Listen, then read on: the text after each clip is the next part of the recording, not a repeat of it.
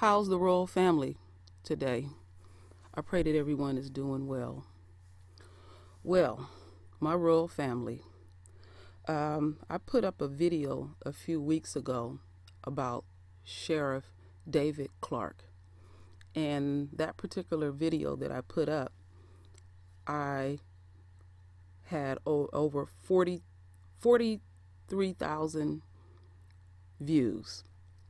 And so some of the people that subscribe to my channel, a few people had said that David Clarke is being investigated by the federal government.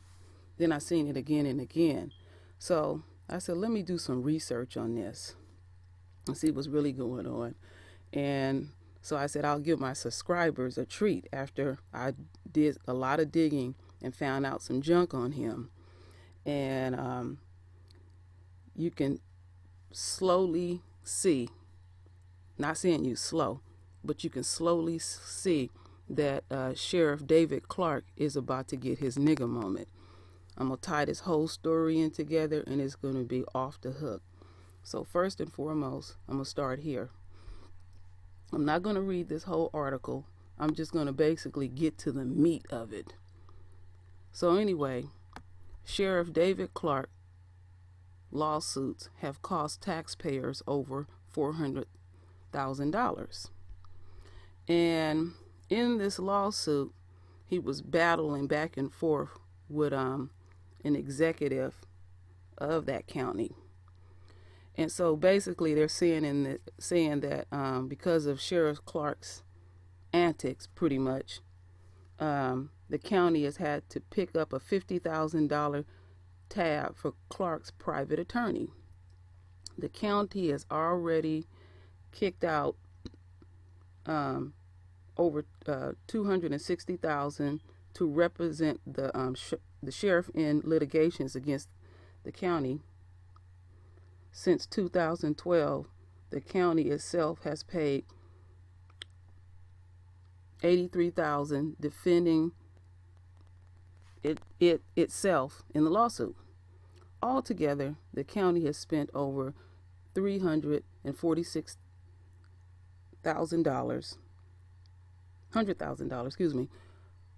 for the sheriff to sue the county with the latest lawsuit that will figure to top out over $400,000. They pretty much said the same thing in this article. So anyway, I'm just getting to the meat of it.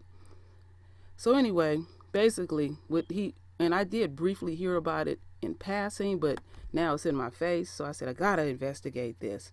So basically, everybody know this man is deranged, and he really think he is white.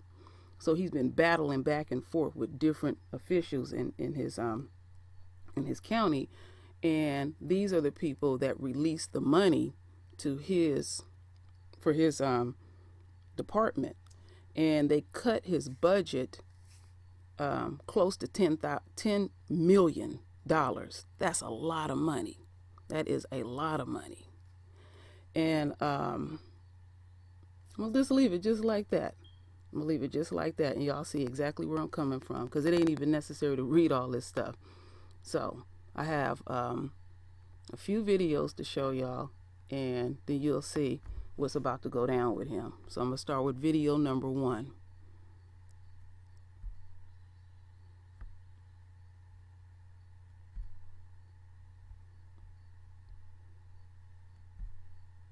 He was upset with Milwaukee County Sheriff David Clarke calling police protesters subhuman.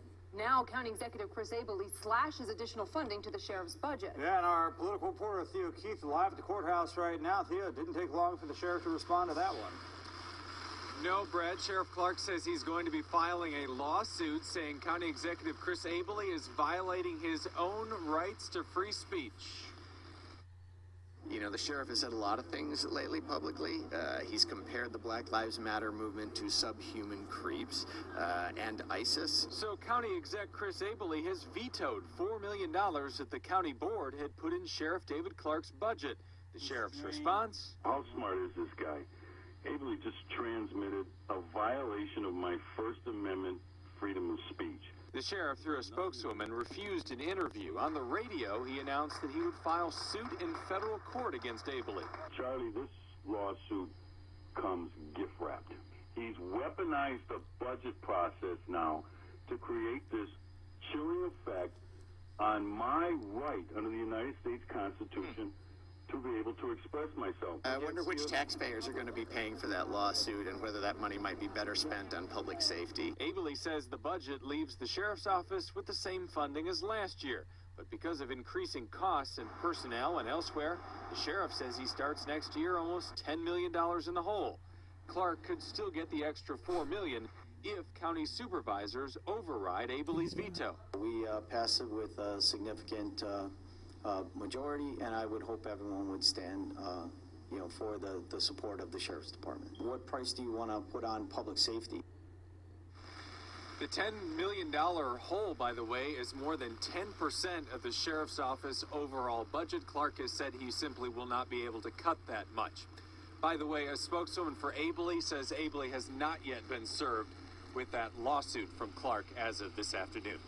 We're live downtown in the elements tonight. Theo Keith, Fox 6 News. Theo, I hate to keep you there in the elements, but I just want to clarify, all the sound we had from Sheriff Clarke was from Charlie Sykes' radio show. I know you reached out to him, and the spokeswoman said he wouldn't talk. Do you know, is he planning to speak to any media other than this radio program he frequents so often? No, have not heard from that. You're right. He did speak with Charlie Sykes this morning, has not spoken with anybody else, and from what I know, no intention to at this point. Indeed. All right, Theo, thank you.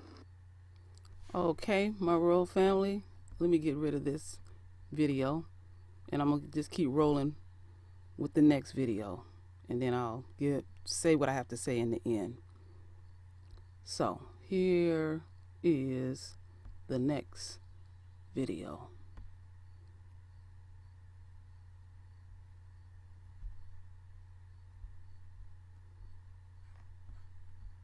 Bear with me. I want to make sure I'm getting the right one. No, it's right here. Okay, here we go.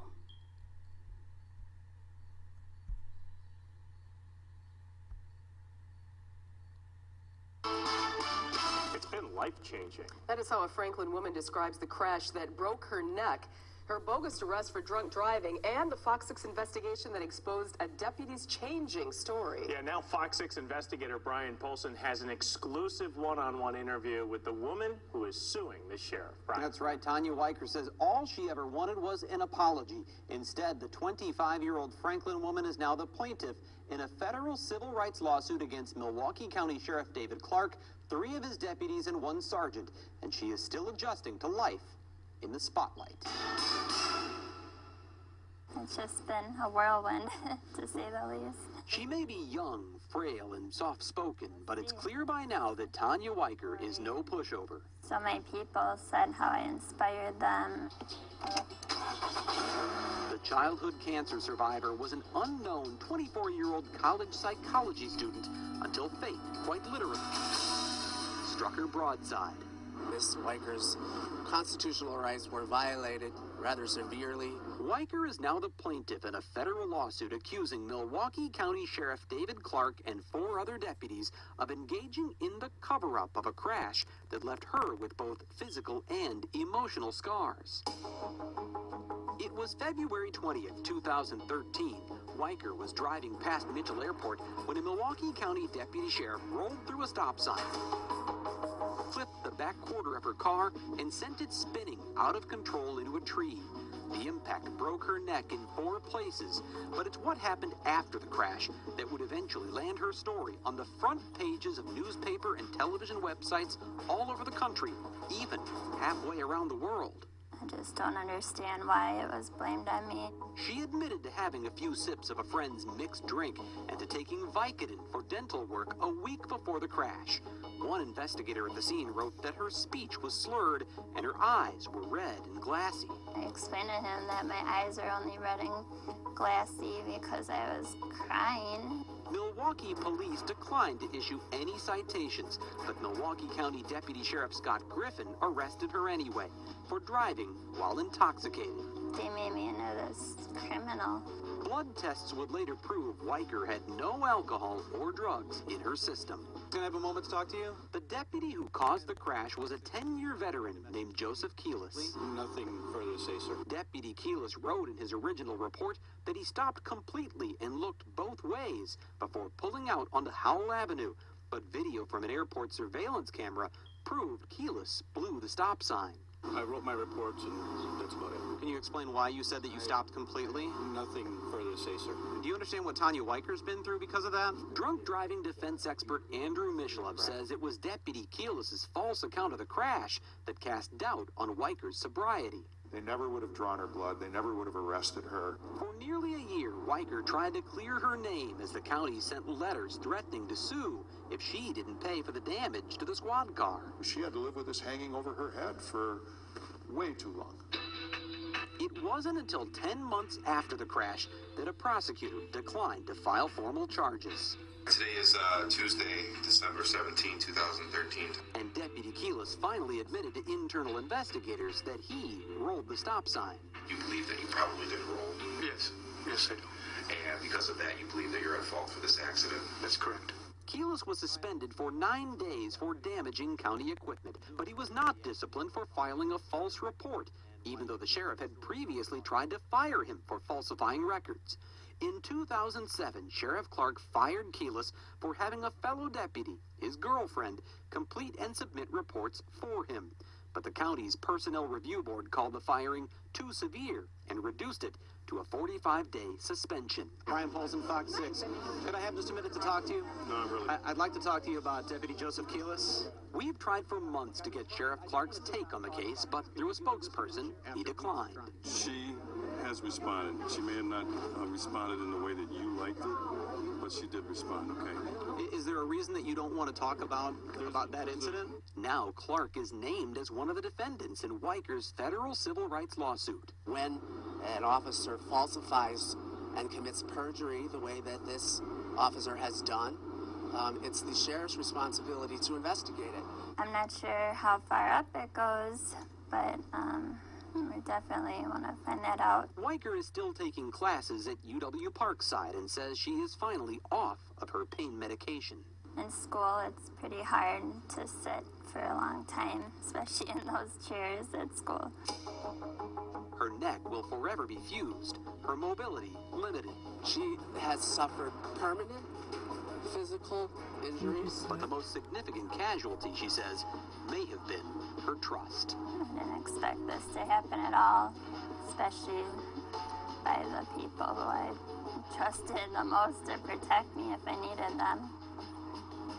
Now, the federal lawsuit seeks unspecified damages that would have to be decided by a jury if it gets to that.